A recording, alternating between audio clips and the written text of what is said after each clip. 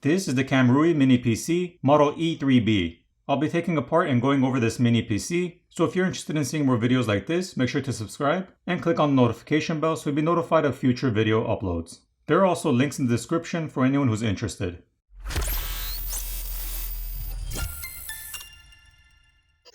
The KAMRUI E3B mini PC is part of their Pinova series. This is equipped with an AMD Ryzen V2748 CPU, 16GB of DDR4 RAM, 500GB M.2 2280 SSD, and AMD Radeon graphics. It also has Wi-Fi 6 and Bluetooth 5.2. On the front, you have the power button, a 3.5mm audio jack, two USB 3.2 Gen 2 Type A ports at 10GB per second, and a USB 3.2 Gen 2 Type C port at 10GB per second with support for DisplayPort 1.4 and 4K at 60Hz. On each of the sides, there are heat sinks which exhaust heat from the internal components. Looking at the back, there are four USB 3.2 Gen 1 Type A ports at 5GB per second, a 1GB per second RJ45 Ethernet port, a DisplayPort 1.4b providing 4K at 60Hz, an HDMI 2.0 port also with support for 4K at 60Hz, and the DC power jack. Now we'll take it apart and have a look at the inside. Underneath the unit, there are four rubber stands which need to be removed.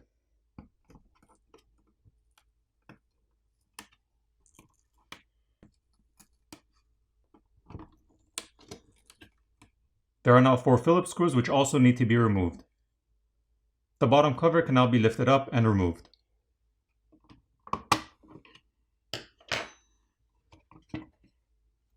Four additional Phillips screws need to be removed.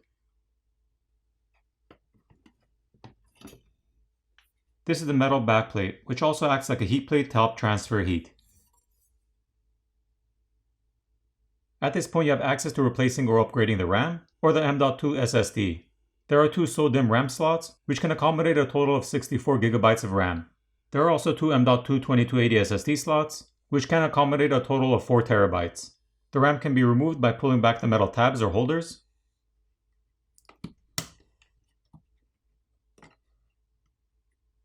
And once the RAM is removed, we do see a thermal pad underneath to help transfer heat. As for the SSD, there is a Phillips screw holding it down. The plastic cover over the connectors for the Wi-Fi module needs to be removed.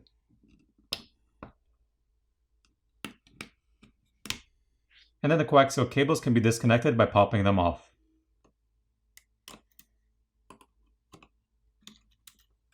There's a single Phillips screw which is holding it down. Here's a better look at the RAM, the SSD, and the Wi-Fi module.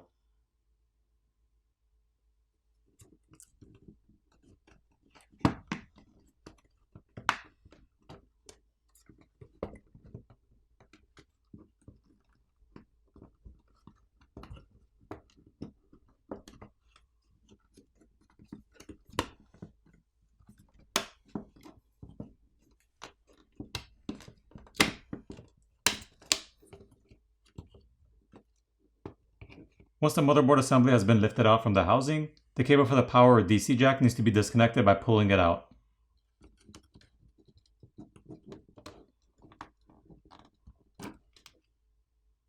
Looking at the housing, there are two Phillips screws which are holding a metal plate down over the power jack or DC jack. So if you need to replace that, you just have to remove those two Phillips screws and that metal plate, and then you'll be able to replace that power jack. There is also a Phillips screw which is holding the power button to the housing, and four Phillips screws which are holding the top cover to the housing.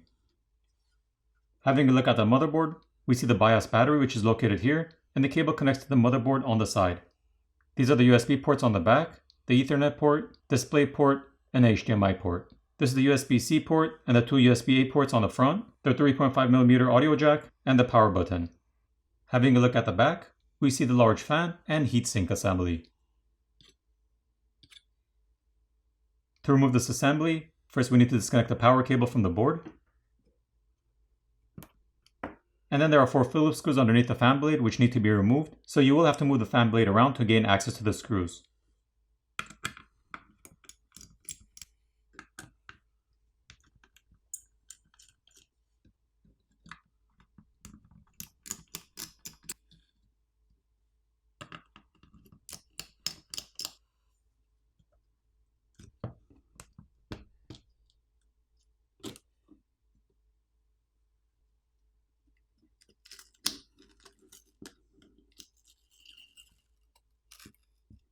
Once the cover has been peeled back from the heatsink assembly, we see the solid aluminum block, which is the heatsink assembly and fan together.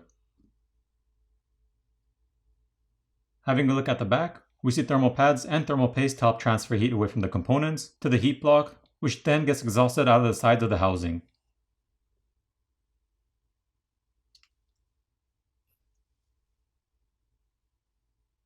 Once the fan and heatsink block have been removed, we see the AMD Ryzen processor located here. Overall, it's not too difficult to take this mini PC apart, so making any type of repairs or upgrades, whether it's the RAM or the onboard storage, won't be difficult at all to do. Now it's time to put it back together.